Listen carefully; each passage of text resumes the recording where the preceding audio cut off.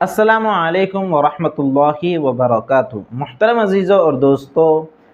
ہدیے کا لین دین شریعت مطہرہ میں محمود ہیں، پسندیدہ عمل ہیں۔ یہی وجہ ہے کہ اللہ کے رسول صلی اللہ علیہ وسلم نے ہدیے کے لین دین کا حکم دیا ہے۔ آپ صلی اللہ علیہ وسلم کا ارشاد ہے، تہادوا تحابوا، کہ آپس میں ایک دوسرے کو ہدیہ لیتے دیتے رہا کیجئے، اس سے آپسی محبت میں اضافہ ہوگا۔ اس لیے ہم لوگوں کو چاہیے کہ ہم آپس میں ایک دوسرے کو ہدیہ لیتے دیتے رہیں، لیکن دینے والے کی نیت کیا ہونی چاہیے اور لینے والے کی نیت کیا ہونی چاہیے، اس کو بھی سمجھ لیجئے۔ دینے والے کی نیت یہ ہونی چاہیے کہ میرے یہ ہدیہ دینا یہ اس لیے کہ اللہ کے رسول صلی اللہ علیہ وسلم نے حکم دیا ہے اور میں سامنے والے سے محبت کرتا ہوں، تو آپ صلی اللہ علیہ وسلم کے حکم پر عمل ہو جائے گا، اور اس ہدیے کے نتیجے میں میری فلاں بھائی سے جو محبت ہے اس محبت میں اضافہ ہو جائے گا۔ تو یہ نیت ہونی چاہیے ہدیے کے لین دین میں۔ لینے والے کی یہ نیت ہو کہ سامنے والا مجھ سے محبت کر رہا ہے اور اتنی محبت سے وہ کوئی چیز مجھے دے رہا ہے،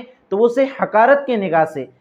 چھوٹی نگاہ سے نہ دیکھے، بلکہ اس کے ہدیے کو عزت دے، اس کے ہدیے کو عقد کی نگاہ سے دیکھے اور اس کے ہدیے کو قبول کرے، اور یہ نیت کرے کہ کبھی کسی موقع پر انشاءاللہ میں بھی کوئی چیز، کوئی ہدیہ اس کو پیش کروں گا کہ میری طرف سے بھی جو محبت ہے اس محبت کا بھی اظہار ہو سکے۔ تو یہ ہونا چاہیے ہدیے کے لین دین میں۔ لیکن آج کل ہمارے سماج میں بہت ساری جگہ پر کہیں پر رشوت کو ہدیہ بنا دیا گیا، کہیں پر سود اور بیج کو ہدیے کا نام دے دیا گیا۔ تو کیا اس طرح نام بدلنے سے یہ چیزیں حلال ہو جائیں گی؟ ہرگز نہیں۔ جی ہاں میرے عزیزوں اور دوستو، ہم دیکھتے ہیں کہ اگر کسی کا کوئی کام کسی کے پاس اٹک جاتا ہے، رک جاتا ہے، کسی سے کوئی کام نکلوانا ہوتا ہے، تو وہ اس سے کہتا ہے کہ بھائی اتنا ہدیہ رکھ لیجئے لیکن ہمارا فلاں کام کر دیجئے۔ تو وہ چیز ہدیہ نہیں ہوتا، بلکہ وہ اصل میں رشوت ہوتی ہے، اور رشوت کے تعلق سے بڑی سخت وعید حدیث شریف میں وارد ہوئی ہے، الراشی والمرتشی کلاہما فی النار، کہ رشوت لینے والا دینے والا دونوں کے دونوں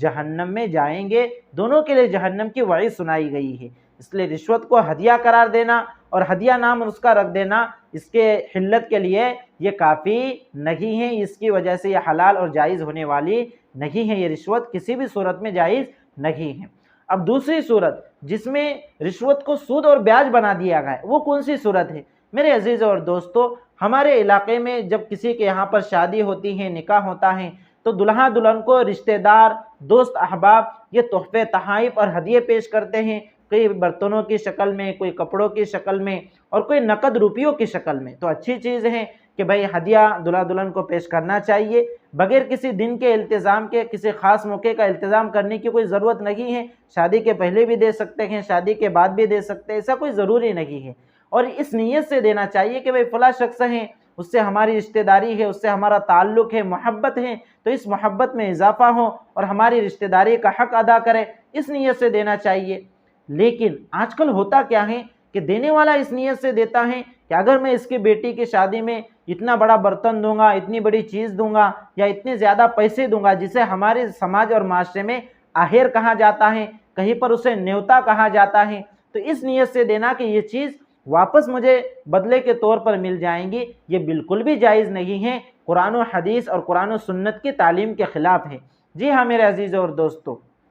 قرآن کریم میں اللہ رب العزت کا ارشاد ہے، وَلَا تَمْنُن تَسْتَكْثِرْ، کہ کوئی اس نیت سے احسان نہ کرے کہ وہ زیادہ وصول کرے۔ اس آیت کی تفسیر میں، یہ سورہ مدثر کی آیت نمبر 6 ہے، اس آیت کی تفسیر میں مفسرین نے لکھا ہے کہ کوئی دوسرے کو اس نیت سے ہدیہ اور تحفہ نہ دے کہ واپسی میں وہ اس سے زیادہ ہدیہ اور تحفے وصول کریں گا۔ اگر کوئی اس نیت سے کسی کو ہدیہ اور تحفہ دیتا ہے تو یہ جائز نہیں ہے، صحیح نہیں ہے، درست نہیں ہے۔ اس لیے ہدیہ دیتے وقت یہ نیت ہونی چاہیے کہ اس سے ہمارا تعلق ہے، رشتہ داری ہے اور یہ ہمارا دوست ہے، تو یہ ہمارے ہدیہ دینے کی وجہ سے اسے خوشی ہوں گی، ہماری محبت میں اضافہ ہوگا۔ اللہ کے رسول صلی اللہ علیہ وسلم نے ہدیہ دینے کا حکم دیا ہے، تو اس نیت سے دینا چاہیے۔ یہ نیت نہ ہو کہ واپسی میں سامنے سے بھی وہ بھی مجھے کوئی نہ کوئی چیز واپس کرے گا، یہ چیز بالکل غلط ہے۔ جی ہاں میرے عزیز اور دوستو، یہی وجہ ہے کہ آج کل جو ہماری طرف شادیاں اور نکاح وغیرہ کے پروگرام ہوتے ہیں، وہاں پر باقاعدہ ایک آدمی رجسٹر لے کر بیٹھا ہوا ہوتا ہے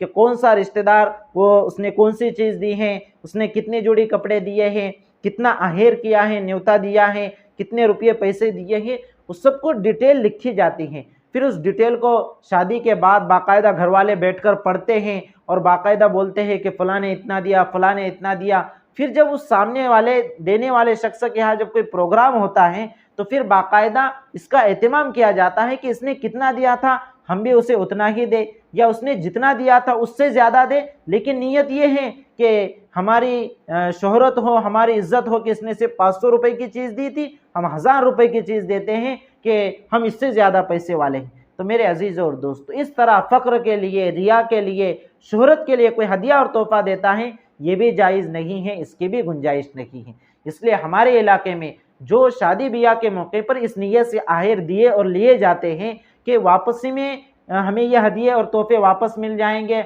हमारा आहेर बर्तन वगैरह वापस मिल जाएंगे या इससे ज़्यादा वापस मिल जाएंगे, या फिर इस नीयत से दिए जाते हैं कि फ़लाँ ने हमारी शादी में दिए थे इसलिए हमें भी इसकी शादी में देना ज़रूरी है, ये सारी चीज़ें नाजायज़ हैं और ये सारी चीज़ें सही नहीं हैं, दुरुस्त नहीं हैं। जी हाँ मेरे अजीज़ों, आपको अगर देना है तो आप इस नीयत से दे सकते हैं कि ये हमारा रिश्तेदार है, हमारा दोस्त ताल्लुक़ वाला है, इससे हमारी मोहब्बत है और अल्लाह के रसूल सल्लल्लाहु अलैहि वसल्लम का हुक्म है तहादो तहाब्बु, हदिये देने लेने का। इसलिए इस नीयत से अगर कोई दे रहा है तो ये सही है, उसको इस हदिये के लेन देन के ऊपर सवाब भी मिलेगा, अज्र और जज़ा भी मिलेगा, अल्लाह रब्बुल इज़्ज़त उसे बदला भी अता करेंगे। और जो शख्स हदिया लेने वाला है उसकी भी एक अखलाकी ज़िम्मेदारी है कि जब वो किसी से हदिया ले तो वो भी ये नियत करे कि किसी मौके पर मैं क्या करूँगा, उसके हदिये के मुकाफ़ात में उसे कोई चीज़ हदिया करूँगा, यानी उसने दिया इसलिए मैं भी दूंगा, ऐसा नहीं है, बल्कि सामने वाले ने जब अपना हदिया देकर हमारे साथ मोहब्बत का इजहार किया है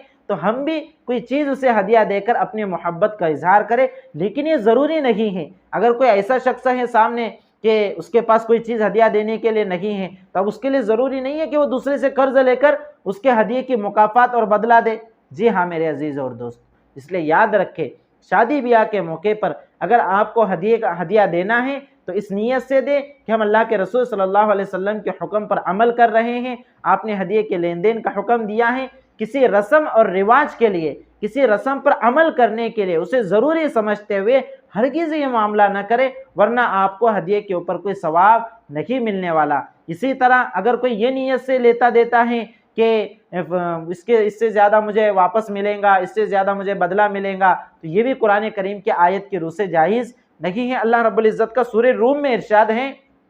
वमा आतैतुम मिर रिबल लियरबु फी अमवालिन नास फला यरबु इंदल्लाह, कि जो कुछ तुम रिबा यानी सूद देते हो ताकि वो लोगों के मालों में जाकर बढ़ जाए तो वो अल्लाह के नज़दीक बढ़ने वाला नहीं है। यानी यहाँ इस आयत की तफसीर में लिखा गया है, मुफस्सिरीन ने लिखा है कि अपने रिश्तेदारों के साथ कोई एहसान का मामला करना या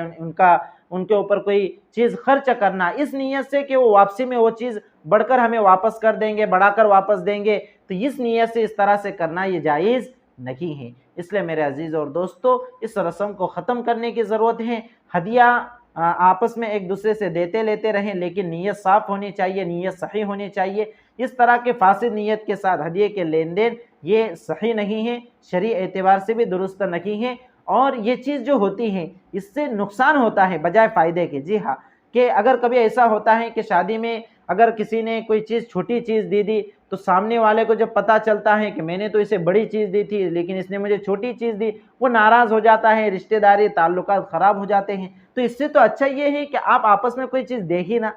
जी हाँ मेरे अजीज़ और दोस्तों, कि आप आपस में कोई चीज़ लेन देन करना यानी हदिया वगैरह का लेन देन करना ये कोई फ़र्ज़ चीज़ तो नहीं है। इसलिए अगर आपको देना लेना है तो आप सुन्नत समझ कर दें और अच्छी नीयत से दें, वरना लेन देन न करें ताकि आपसे ताल्लुकात ख़राब ना हो। अल्लाह रब्बुल इज़्ज़त से दुआ है कि अल्लाह रब्बुल इज़्ज़त हम सबको समझकर अमल की तौफ़ीक मरहमत फरमाए। वस्सलामु अलैकुम व रहमतुल्लाहि व बरकातुहू।